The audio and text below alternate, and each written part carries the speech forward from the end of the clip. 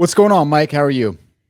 Well, we didn't have our snazzy intro, but It's not the same without that, is it? it's not. But this is a special, you know, breaking news Yeah. Well, discussion. Man, oh man. and it's news that people might not even know about, but it's out there now that folks are addressing it, and we just wanted to talk about it because it directly applies to what we mentioned, gosh, 9 months ago Yep. of the possibility of this happening. Sucks being right. Prophets of doom, right What? again. Well, yeah, I don't want to be right on some of these things. That is for sure. Yeah, this But is not something we want. This is not good. Like this is yeah, not something we are happy about, by the way. yeah. Let's talk about this real quick, and we'll kind of lay the foundation of what's happening here. So there has been some rumors and news going around about a group sub, and I'll put this up here. This is on Instagram. A group sub called Marx Cards, who has about $1 million in subs, send off to PSA. And long story short, you can read that while we're sitting here. They can't pay the bill. They can't pay the bill because PSA came to them and they're like, hey, your cards are coming. And this is a spin progression. Multiple subs have added up and they've been kind of in default for a while. They're now filing for bankruptcy. So a lot of people are kind of getting stuck saying, okay, what the heck? My cards are here. One of them being Card Collector 2, who is a very prominent figure in the hobby, very respectable figure in the hobby, who had a lot of his subs stuck in this submission through this guy. And Marx is close to PSA's headquarters, and his value proposition is that he would take the cards and deliver them, which is why someone like Card Collector 2 would use them. He'd literally walk them in the door. And when we say $1 million in grading fees that they owe PSA for cards that are being completed, that's just Correct. so we're clear on what people understand. The card values might be in the millions and millions of dollars, right? I mean, we don't know. Yeah. Yeah. And for those that don't know, when you submit to PSA doesn't charge you until they're sending the cards back out. So you could submit, and this is what we talked about 9 months ago. PSA had to be concerned about the influx of inventory coming in, realizing that if the card market went upside down and base cards dropped, people wouldn't pay for their orders. And we're seeing a little bit of this, or a lot of this, happening right now. So we'll talk about that here in a second. Let me go ahead and just say real quick that Card Collector 2 Ryan came out and put an Instagram video out. I'll link it in the show notes. He did an outstanding job of explaining his point of view, what he did to go above and beyond to kind of address the situation. He fronted like $120,000 in cash again to pay for his grading fees for his customers and cleared the books for his name, took care of all of his clients. So props to him for doing what he had to do. Mad respect for Ryan for, I already had a lot of respect for him. Yeah.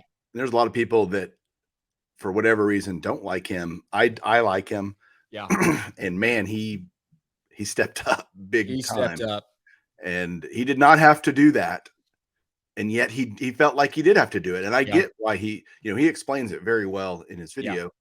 But I don't want to speak for him, but he has a quote unquote a rep to protect, as they said on Grease, right? And he wanted to protect that, and he should. He's like, I want to do cards forever. So I can't, just like we've talked about with damaging your, once you lose trust, it's very difficult to earn that back. It takes a long time. He wants to just nip this in the bud right now. And if it costs him I think he ended up paying 110 grand or something like that. It was, it's a lot of freaking money, and kudos to him. All I'll say is props on you, Ryan. Well, and it's one of those situations where he might not get that money back. Right. Highly likely. Yeah. So the way group subs work, and it goes kind of split. Some group subs charge up front and they kind of hold that money in escrow, which I think the legit group subs should be doing anyway. Some don't charge until the cards come back. And we're facing a situation now where if I sent in a order of 100 cards to my group sub, and I'm looking at the values thinking, okay, they're already worth less than what I'm going to pay to get them graded. They're not going to send in the money to get paid. And so these group subs are getting caught with this bill. Yep. Now, this isn't what happened apparently with this situation in general. This is a situation where they didn't escrow the money. Apparently they used it for other things, starting a card shop, whatever. You know, we're reading the same tweets and texts and Yeah. stuff that you guys are. So you have to infer a little bit here. We don't want to speculate too much. It's probably not fair to anyone.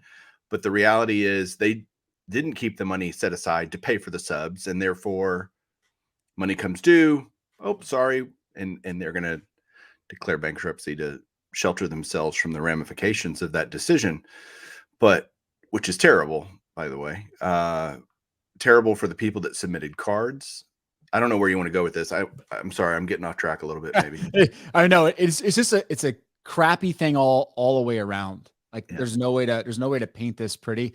I will say there's also an element of PSA upcharging for a lot of these cards. Ryan mentioned it in his video where, I mean, when you got tens of thousands of cards, you're bound to get some cards that grade maybe higher than what you had your declared value at, and PSA upcharged you and upcharged them, and that added up really quickly. I don't think that's what moved the needle too much in this particular situation, but that definitely influenced like the price they had to pay. So, I mean, the first question I have is, and it's kind of rhetorical, like, is this the first of many more to come? Because we're hitting that point now where they're clearing the inventory from February, March to April. And that's where they were about a year out from where they shut down. And I think to our point a year ago or back in April, they noticed something, and that was probably the level of cards being submitted was decreasing and the quantity was increasing. There was just way too much risk for PSA. And Yeah. now we're seeing that come back to fruition. Yeah, I think you bring up a great point of where they are in the backlog is likely, the first 3 months of 2021 cards that were submitted during that period.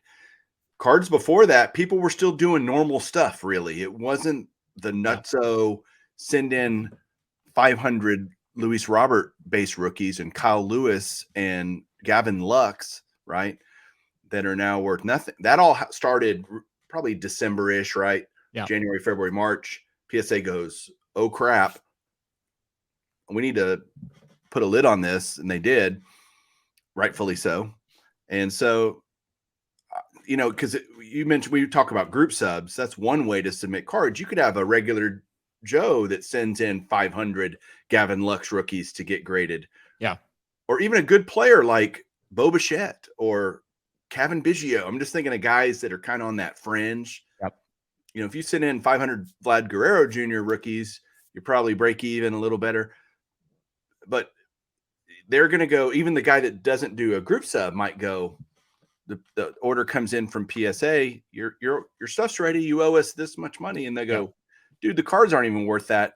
You keep them. And that doesn't, I think, affect the hobby really, because that's a one-on-one thing. That guy might get sued for his grading fees, and there might be some issues with him, and PSA has to deal with that. Unfortunately, now they'll be spending time chasing people down instead of grading cards, right? Yeah. They're going to have to allocate resources, which is a shame, to dirtbags that don't want to pay for cards that they agreed for a service, right? But that's one-on-one. This is a much bigger issue on the group sub level, right? Because you've got hundreds of people potentially participating in a group sub at various levels of card greatness, card values, number of cards, etc. I mean, if you send in 2 or 3 cards and you're held up because some goofy thing happened, you're going, what the hell? Yeah. And that has a bigger ramification on the hobby, right? It does. I totally agree. Yeah. I mean, this compounds pretty quickly. It not only like the financial issues that it's going to cause, right? You're going to have all kinds of legal battles and financial issues because of this. You're also just, it spreads out the negativity and the frustration of the things going wrong in the hobby to more people. And that's just not good. It's just not good. There's, again, another thing that's just not good. And it's what concerned us the most and why we got labeled the prophets of doom is that bubbles never end well. There's so many different little parallels and legs off of this that kind of just collapse, and it creates a sour taste for so many different people in so many different ways. And you end up souring people out of the hobby. and it is cumulative. Okay, one thing you kind of see and it kind of rubs you the wrong way. Okay, 2, 3, 4, all these things start piling up and people go, I don't want to be in that hobby. It's a big scam, Yeah. in whatever area that they felt either personally scammed in or that they observed watching other people. They're like, screw it. Yeah. And, there are people that said grading's a scam forever. Like that's not a new discussion. Like that y'all are stupid for submitting to PSA or SGC or whoever. I've been submitting for a long time and I've literally never had a problem. So The same here. Yeah. I disagree with that mantra of grading sucks. That's just, to me, very narrow-minded. I've never had a problem, but I pay for my orders and you know what I mean? You do it right, you're going to be okay. You might not have more money, but hey, guess what? All the cards I submit, they go right back here. Yeah. And there's nothing wrong with grading to sell. Let's be clear, not. right? There's nothing wrong with that. Of course not. But you better be ready to understand the risks that are involved with that. It's not just this golden road to financial, success. Yep. And that's what I think a lot of people got fooled into.